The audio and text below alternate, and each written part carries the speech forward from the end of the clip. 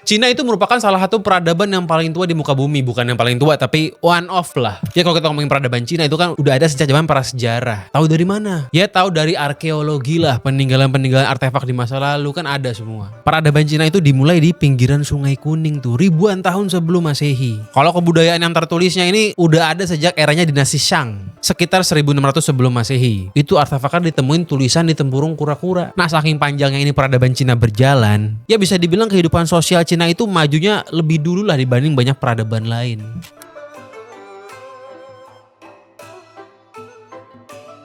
Saat dulu di Indonesia ini masih belum ada kerajaan, Cina udah punya kerajaan duluan kan begitu. Dan ciptaan-ciptaan dari peradabannya itu juga macem-macem. Ya kalau kita ngomongin kalender, pengobatan, sampai urusan teknis macam tata ruang, itu Cina udah punya sejak dulu. Tadi gue bilang tuh, teknologi tata ruang. Jadi kalau bikin tata ruang dan bangunan di Cina zaman dulu, ada teorinya, namanya Feng Shui. Kalau orang sini bilangnya Feng Shui. Feng Shui. Dan kali ini kita mau bahas Feng Shui nih. Gue pakai Feng Shui aja lah, biar lebih akrab gitu ya. Kalau Feng Shui nanti kan gak akrab, jarang denger. Karena begini, percaya atau tidak, yang namanya Feng Shui ini, itu ada penjelasan logisnya juga loh. Kita bahas, let's go.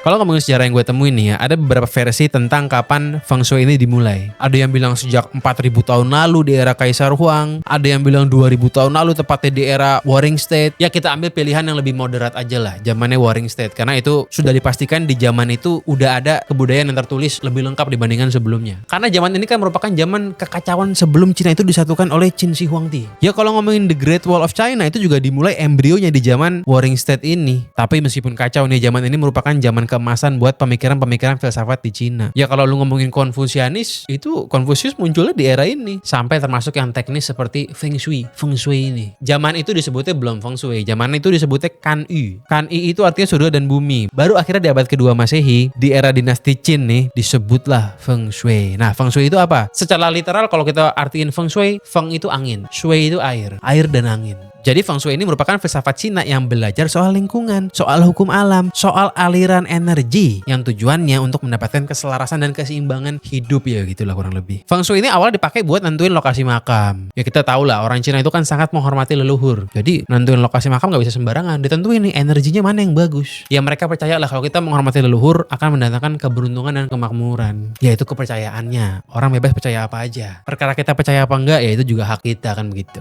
Nah tapi kalau manusia zaman sekarang nih dia pakai Feng Shui bukan buat nentuin lokasi makam, tapi buat nentuin tata ruang bangunan di rumahnya. Karena sebenarnya percaya atau enggak ya, Feng Shui sebuah rumah itu akan mempengaruhi at least nih harga jualnya.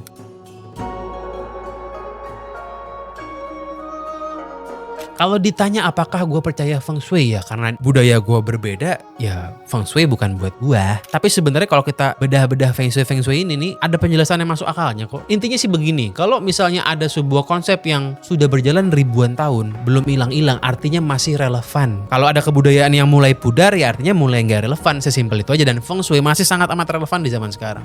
Kalau di ilmu Feng Shui ini ya, lokasi yang baik itu sering dihubungkan dengan keberadaan gunung di belakang dan sungai di utara. Ini udah kayak lukisan zaman SD dulu tuh. Setiap kita bikin rumah kan ada gunungnya, ada sungainya. Nah contoh penerapan Feng Shui ini yang paling terkenal ya, di kawasan Forbidden City di Beijing tuh. Dibuat tuh kawasan menghadap selatan. Dalam Feng Shui ini merupakan arah bangunan yang paling ideal buat penguasa. Kenapa? Karena melambangkan kekuatan matahari dan kehangatan. Jadi ya kalau kita beli rumah nih ya, barat tuh paling murah, paling panas. Paling mahal tuh antara dua, utara sama selatan. Tapi kalau disuruh pilih utara atau selatan, selatan yang biasanya lebih mahal. Karena paling adem. Dari mana logikanya diambil? Dari Feng Shui. Sampai sekarang masih begitu. Dan secara lokasi nih ya, kalau ada unsur gunung sama sungainya itu juga bagus. Bahkan ya dulu tuh di Forbidden City nggak ada gunungnya. Sampai dibikin gunung buatan di belakangnya. Buat apa ya? Buat memenuhi ke Feng Shuian ini. Sungainya pun akhirnya dibuat juga tuh. Dibuat parit depan istana. Nah kombinasi di Forbidden City ini membuat konsep namanya San Shui. San Shui ini San tuh gunung, Shui itu air. Ada gunungnya, ada sungainya. Bagus. Secara logika kalau ada gunung nih ya, itu membuat daerah lo lebih susah diserang. Itu logikanya. Jadi ada gunung itu baik buat penguasa. Dan kalau ada sungainya, sungai itu sangat penting zaman dulu buat transportasi, buat pertahanan juga penting.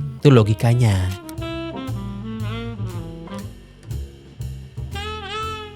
Nah sampai sekarang ke bawah. Setiap ada perumahan yang riverside, wah harganya mahal bro. Ada perumahan-perumahan yang view-nya gunung nih kalau di apartemen nih ya. View city atau view gunung lebih laku. Itu kan feng shui juga, feng shui.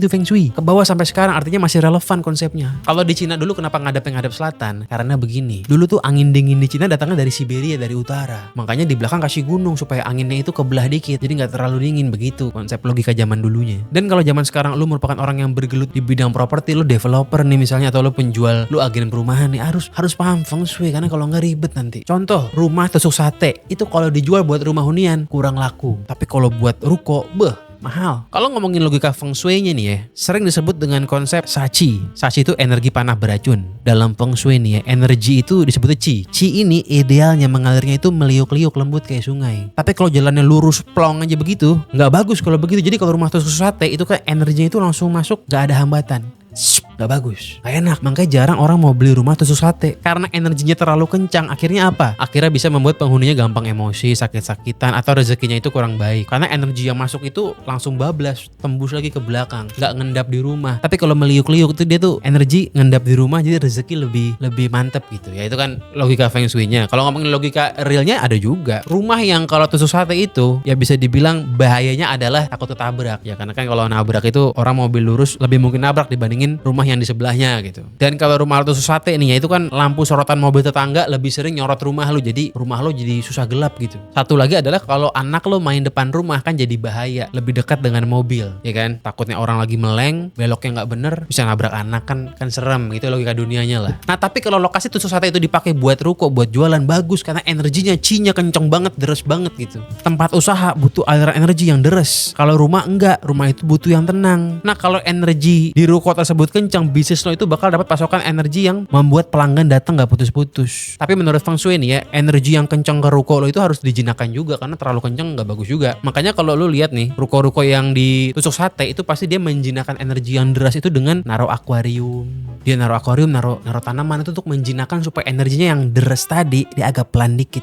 Atau bisa juga diakalin dengan naruh pintunya dia agak belok dikit, gak terlalu lurus dengan jalan supaya energinya itu masuk ke pintu agak belok.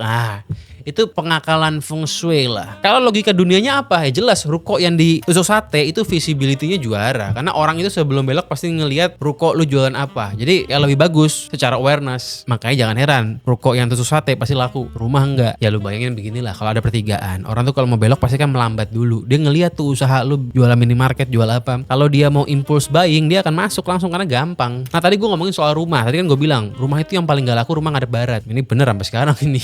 Karena rumah ngadep barat itu panas. Contoh Fatmawati nih ya, itu kan rukonya banyak yang kosong. Nah ruko yang kosong itu banyaknya yang ngadep barat tuh. Perhatiin deh, karena itu panas. Logika dunianya begitu, banyak yang kosong tuh yang ngadep barat. Dibanding yang ngadep timur lebih sepi yang ngadep barat. Nah tapi kalau misalnya logika feng shui-nya memang yang ngadep barat itu nggak bagus juga. Menurut feng shui nih ya, arah barat itu elemennya logam. Logam itu sifatnya tajam, keras, dingin. Tapi kalau si logamnya ini kena panas matahari terus-terusan, itu membuat logamnya jadi membara. Inti simpelnya sih, akhirnya penghuninya itu jadi lebih temperamen, lebih panasan. Terus ada juga faktor sifat energinya yang meredup. Arah barat sering dikaitkan dengan masa tua. Dan ada kekhawatiran kalau bisnis lo itu ngadep barat rukonya, itu karir penghuninya bakal terbenam gitu loh. Susah ekspansi lah bisa dibilang, makanya orang nggak jualan di ruko yang ngadep barat. Kalau bisa milih, kalau menurut feng shui ya dia akan milih begitu. Ya sebenarnya sih kalau kita ngomongin logikanya lagi nih ya, logika dunianya. Barat itu kan yang paling panas. Nah semakin panas ruangan yang lo punya, itu pasti akan membuat pengeluaran listrik lo lebih mahal karena lo nyalain AC terus menerus kan. Ya artinya ya boros aja gitu. Kalau selatan itu adem rumahnya, jadi ya nggak perlu AC sering-sering dibandingkan dengan yang barat. Contoh kalau di ruko yang gue sewa sekarang di kantor gue nih ya, ada dua muka nih ruko yang gue sewa sekarang, ada ngadep barat sama selatan. Nah diakalin dengan cara pintunya itu dibikin di selatan, karena kalau pintunya dibikin di barat ya nggak feng shui aja, kurang bagus gitu. Contoh lagi nih, pernah denger nggak lo kalau dagang di bawah flyover itu nggak bagus menurut feng shui. Mau di bawah flyover mobil, kereta, busway sama aja. Logikanya begini, feng shui-nya getaran udara akibat kendaraan yang melaju itu sering diibaratkan dengan panah-panah gelap yang memotong bangunan yang dilintasinya. Akibatnya apa? Akibatnya energi rezeki yang ada dalam ruko tersebut jadi buyar. Ya jadi simpelnya rezekinya kurang cuan lah. Itu kan logika feng shui-nya. Kalau logika dunianya adalah pertama berisik, kedua debunya banyak, ketiga visibility kurang. Karena bagian atas ruko itu ketutupan kan, nggak kelihatan. Satu lagi kalau ngomongin feng shui nih, ada juga teori di bawah sutet itu nggak bagus. Sutet tuh, Depok tuh banyak sutet itu. Banyak perumahan di Depok di bawah sutet. Itu kalau yang percaya feng shui nggak mau beli tuh. Jadi bentangan kabel yang melintang itu secara tidak langsung nih ya menghalangi membelai energi positif dari lingkungannya. Dan menurut feng shui juga nih ya, keberadaan sutet itu bikin gangguan medan magnet. Ya sedangkan si feng shui ini kan pengen menyelaraskan medan magnet dengan energi manusia. Ya kalau logika dunianya sih kan ada beberapa penelitian yang bilang tinggal di bawah sutet itu kurang bagus buat kesehatan. Ya gua nggak tahu juga sih. Itu udah sahih atau belum tuh? Nggak tahu juga lah. Lu cross check sendiri. Dan bisa dibilang kalau bener-bener di bawah sutet kan ada resiko kabel putus segala macem dan teman-temannya itulah. Jadi faktornya kesehatan dengan keamanan kalau kita ngomongin logika dunianya.